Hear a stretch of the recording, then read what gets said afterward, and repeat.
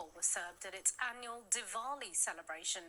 Let's bring in our political correspondent Rob Powell, who's got more on this. So this has obviously upset a number of people and caused a lot of controversy, especially after we just had a Hindu Prime Minister before.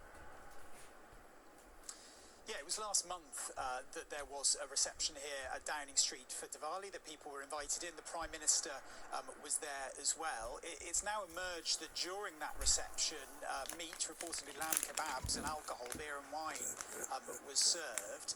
And that has led to one Conservative MP writing to Downing Street saying that it showed essentially a lack of cultural awareness, because whilst Hinduism doesn't prohibit meat and alcohol explicitly, many observers of Diwali choose to abstain from both for the course of the festival.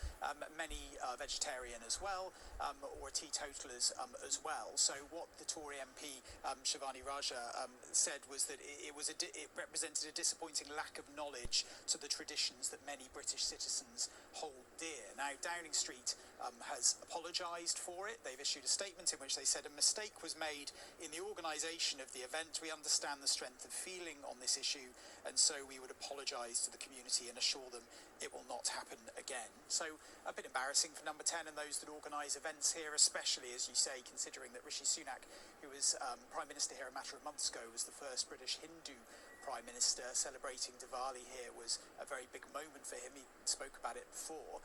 It appears months later some of the cultural awareness and sensitivities around organising events like this seem to have lapsed. Rob Powell, live from Downing Street. Thank you. 72% of Somalis here had 16% of the population overall. In answer to my written question, the department says it's exploring the feasibility of publishing benefits claimed by nationality. This is really important for a proper debate on both benefits policy and immigration policy. In Britain, as migration has soared since the 1990s, so too has those living in social housing with foreign-born backgrounds, particularly foreign-born household heads. Here's a stat that might shock you. In England and Wales, across the entirety of those two countries, 19.2% of the occupied social housing is taken up by a foreign-born household head. Now, this can rise and fall depending on the locality, from urban and rural areas, and for the most part, the higher percentages are concentrated within English and Welsh cities. But it's in our capital, in London town, where the most stunning statistic comes out. Nearly half, that is 47.6% of the social housing stock, is headed by a foreign-born household. In some boroughs, such as Brent and Newham in the east, this percentage rises to that of a super majority. Now, these statistics and these concerns have been discussed online, particularly by young Conservative commentators for some time, but they've escaped national conversation. However, this issue broke into the mainstream just this week when Nick Timothy, the new Tory MP for West Suffolk, raised in Parliament that 72% of Somalis in England and Wales live in social housing, compared to 16% of the population overall. Thank you, Mr. Speaker. According to the census, 72% of Somalis here live in social housing, compared to 16% of the population overall. In answer to my written question, the department says it's exploring the feasibility of publishing benefits claimed by nationality. This is really important for a proper debate on both benefits policy and immigration policy. Can the Minister confirm that that work is going ahead and tell us when that data will be published? The honourable gentleman will be aware that nationality and country of origin are not factors in assessing benefit eligibility. It may well be that we look to this in the future. Let's go through that stat one more time. 72% of Somalis in England and Wales live in social housing, compared to 16% of the population overall. Donald Trump's nomination as Health Secretary. BBC Verify's Merlin Thomas looks now at the controversial claims he's made in the past. As Donald Trump prepares to enter the White House, those he chooses to bring with him will have an impact on millions of Americans. Robert F. Kennedy Jr. has been nominated as Donald Trump's health secretary in his second presidential term. This is what Trump said about RFK Jr. in his victory speech. Robert F. Kennedy Jr., he came in, and he's going to help make America healthy again. RFK Jr. is an environmental lawyer and part of the Kennedy dynasty. He's been a vaccine skeptic for nearly 2 decades and has shared misinformation on a range of public health issues. Now, one of his main false claims, repeated in a 2023 interview with Fox News, was that autism comes from vaccines. Multiple studies across many countries have concluded there is no link between vaccines and autism. RFK Jr. has denied on several occasions that he is anti-vaccination and says he has had his children vaccinated. I have never been anti-vax. I have never told the public avoid vaccination. And in an interview after this election, he said he didn't want to take vaccines away, but that people should have the best information so they can make informed choices. During the pandemic, RFK Jr. was also a critic of restrictions to limit the spread of COVID-19. He also spread misinformation by telling media that COVID-19 is targeted to attack Caucasians and black people. These claims are false.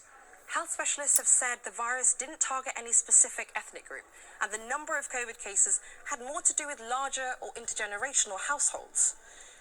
RFK Jr. has also long campaigned against fluoridated water. Now, fluoride, a naturally occurring mineral, is added to water supplies in many countries, and it's long been recognized to protect teeth against decay.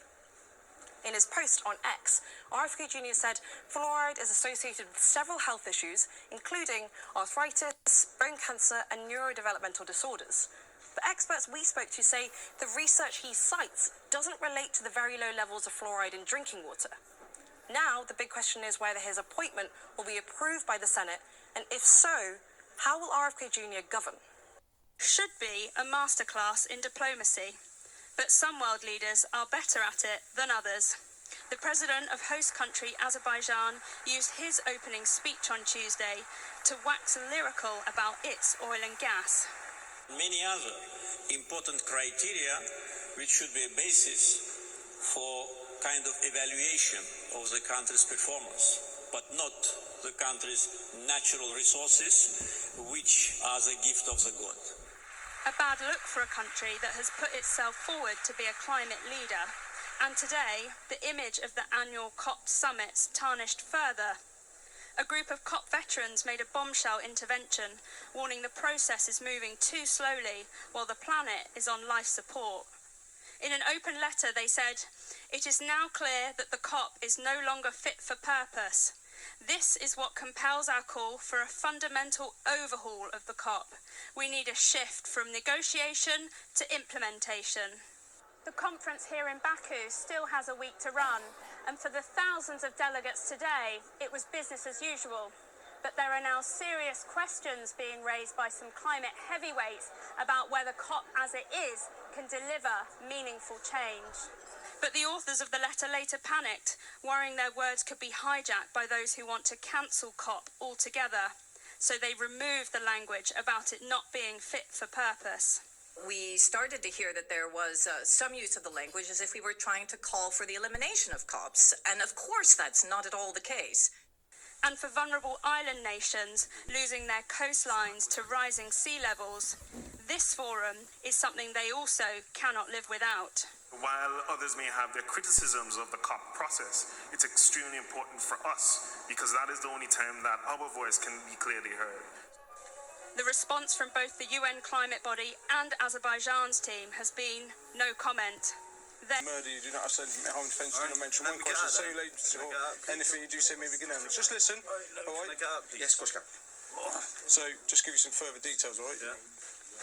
So, intelligence has received naming you along with others as being responsible for the murders of Max Dixon and Mason Rist on Saturday, 27th of January 2014 at around 2300. Okay. At the moment, you're under arrest on suspicion of murder. You don't have to say anything. Make harm in defence. You don't mention one question, so you later on in court. Anything you do say may be given evidence.